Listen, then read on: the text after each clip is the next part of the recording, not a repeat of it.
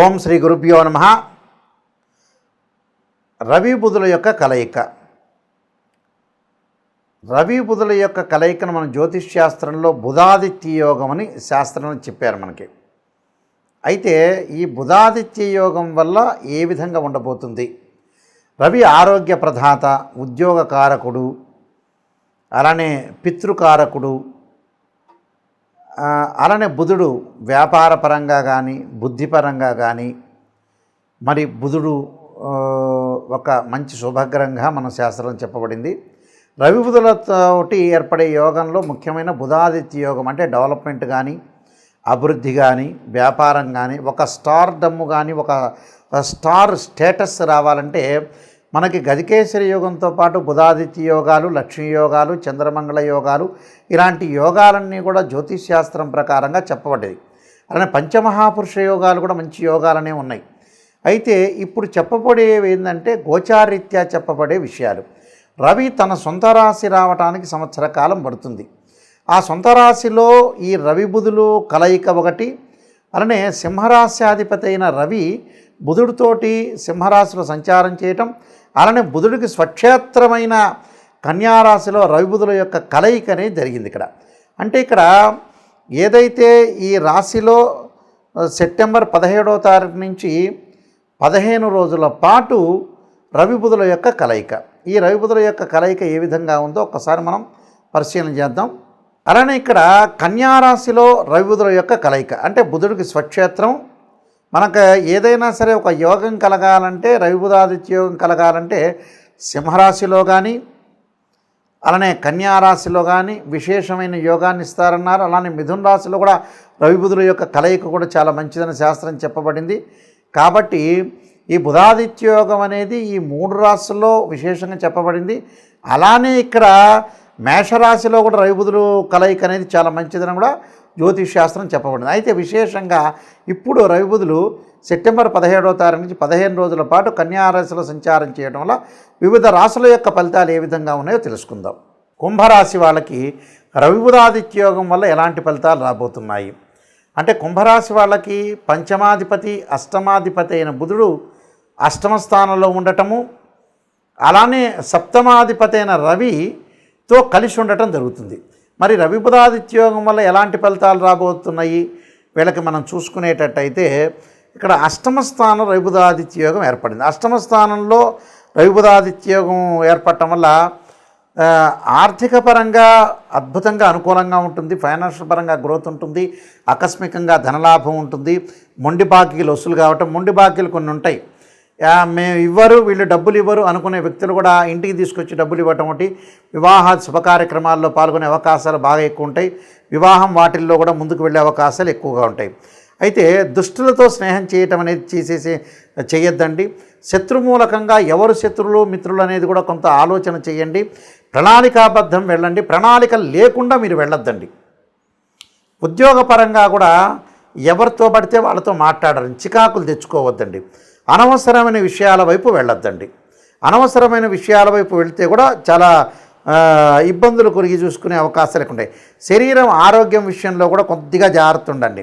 అంటే దీర్ఘకాలిక వ్యాధులు ఉన్నవాళ్ళు కానీ మానసికంగా ఆందోళన ఉన్నవాళ్ళు కానీ అలానే సమయానికి భోజనం చేయలేకపోవటం ఒకటి. శత్రుబుద్ధి కలగకుండా చూసుకోవాలి. అలానే సంతానం ద్వారా అనుకూలంగా ఉంటుంది. అలానే ఆరోగ్యపరంగా ఇబ్బందులు రాకుండా చూసుకోవాలి. ఉద్యోగం వ్యాపారంలో చేసే విషయాల్లో వ్యాపారం అనేది నూతన వ్యాపారం వద్దు. ఉన్నదేదో వ్యాపారం అనేది కొనసాగించండి. వ్యాపారం చేసేవాళ్ళు కొద్దిగా నూతన వ్యాపారం చేయాలి, అలానే నేను బిజినెస్ని ఎక్స్పాండ్ చేస్తానే వ్యక్తుల మటుకు దూరంగా ఉండండి. అలానే కొన్ని విషయాల్లో శ్రద్ధ పెట్టండి. అంటే అనవసరమైన విషయాలకు రాద్ధాంతం చేయకుండా, ఆర్గ్యుమెంట్ చేయకుండా, ప్రేమ సమస్యల్లో విషయంలో కూడా మానసికంగా ఒత్తిడి గురవుతారు. ప్రేమించిన యువకులు కూడా ఏదైతే ఉంటుందో అని పెద్దలు ఒప్పుకోవట్లేదని మనస్తాపం చెందే అవకాశాలు ఉంటాయి. అంటే ఆ మనస్తాపం చెందకుండా ఏంది జీవితం ఇలా అయిపోతుందని ఆలోచన చేయొద్దండి. రవి బుధాదిత్య యోగం అనేది మీకు కొంత మంచి చేస్తుంది, కొద్దిగా 25% వ్యతిరేకం కూడా ఉంటుంది. అంటే ఇవన్నీ కూడా గోచారీత్యా చెప్పబడే రవి బుధాదిత్య జన్మజాతకాన్ని కాదు ఇక్కడ. అందువల్ల ఆర్థిక పరంగా అనుకూలంగా ఉంటే ఉద్యోగపరంగా కూడా కొన్ని చిక్కులు రాకుండా చూసుకోండి. నేను కొన్ని రెమెడీస్ అనేవి చెప్పబోతున్నాను. ఆ రెమెడీస్ మీరు పాటించండి, మీకు మంచి జరిగే అవకాశాలు ఖచ్చితంగా ఉంటాయి. ఈ రాశుల వాళ్ళు ముఖ్యంగా రవి ఉద్యోగ కారకుడు అంటారు, పితృకారకని ఇందాక చెప్పినట్టుగా ఈ రవి బుధుల యొక్క యోగం వల్ల కొన్ని సుఫలితాలు అనేవి చాలా ఎక్కువగా సుఫలితాలు జరుగుతాయి.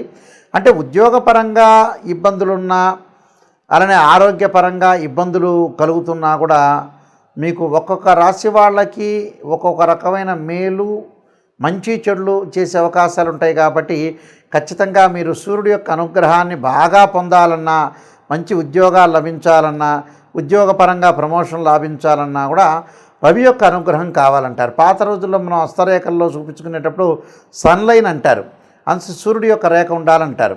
ఈ సూర్యుడి యొక్క రేఖ ఉండాలి అని అంటారు. ఎందుకంటే కారణం ఏంటంటే వృత్తిపరంగా అనుకూలంగా ఉండాలి. వృత్తిపరంగా అనుకూలంగా ఉంటే మనం ధనం వచ్చే అవకాశం ఒకటి ఉంటుంది అని అర్థం.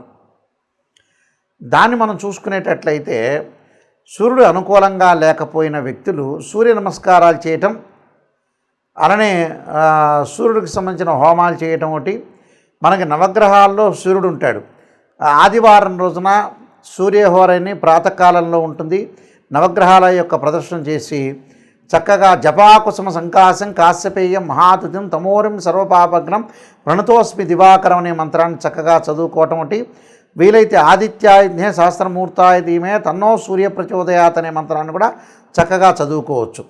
దాంతోపాటు బుధుడు వ్యాపారపరంగా అనుకూలం లేని వ్యక్తులు ఖచ్చితంగా నారాయణాయుధ్నే వాసుదేవాయ ధీమే తన్నో విష్ణు ప్రచోదయాత్ అనే మంత్రంతో పాటు ఓం యక్షాయ కుబేరాయ వైశ్రవణాయ ధనధాన్యాధిపతే ధనం ధాన్య సమృద్ధిమే దేహిమే దాపై స్వాహ అనే మంత్రాన్ని, కుబేర మంత్రాన్ని చదువుకోవటం వచ్చి, లేకపోతే ఓం కుబేరాయ నమః అనే మంత్రాన్ని కూడా చదువుకోవటం వల్ల కూడా మనకు అనుకూలంగా ఉంటుంది. ఖచ్చితంగా నేను చెప్పినవి ఈ రెమెడీస్ అనేవి మీరు పాటించండి.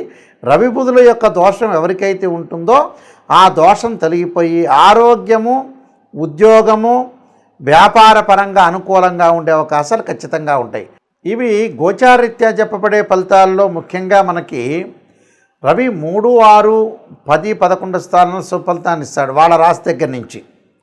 బుధుడు వచ్చేటప్పటికి 2, 4, 6, 11 స్థానాల్లో బుధుడు మంచి ఫలితాన్ని ఇస్తాడు. ఎందుకంటే రవి యొక్క కారకత్వాలను కూడా మనం గమనించినట్లయితే ఉద్యోగానికి చాలా ఇంపార్టెంట్గా చూసుకుంటాం, బుధుడు వ్యాపారానికి చూసుకుంటాం.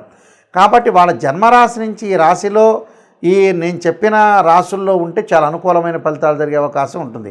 సో ఉదాహరణకి ఒక రాశి వాళ్ళకి బుధుడు వాళ్ళ రాశి నుంచి లెక్క వేస్తే 2, 4, 6, 11 స్థానాల్లో ఉంటే అనుకూలంగా ఉన్నట్టు గోచారీత్యా. అలానే రవిగ్రహాన్ని కూడా మనం ఎలా క్యాలిక్యులేట్ చేస్తాము?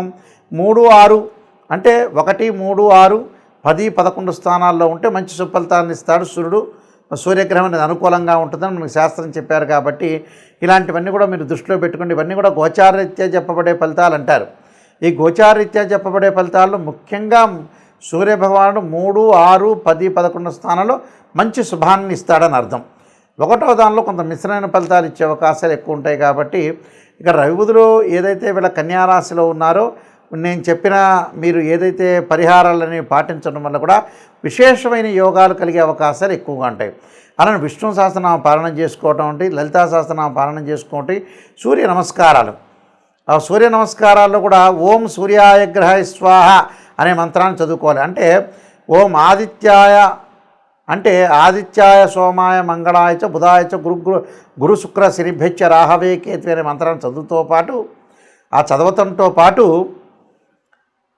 ఓం సూర్యాయ స్వాహ అనే జిల్లేడు సమిధులతో హోమం చేయటం, ఎంబటే సూర్యగ్రహ ఇదన్నోమ అనే మంత్రాన్ని కూడా చదువుకోవాలి. అంటే ఏదైతే మంత్రం అనేది స్వాహాకారం చెప్పి త్యాగం చెప్తారు ఇదన్నోమ అని, ఆ మంత్రాలు మనం ఏదైతే విశేషంగా ఆదివారం రోజున ఓం సూర్యగ్రహాయ స్వాహ అని ఆజ్యం వెయ్యాలి జిల్లేడు సమిధుల మీద.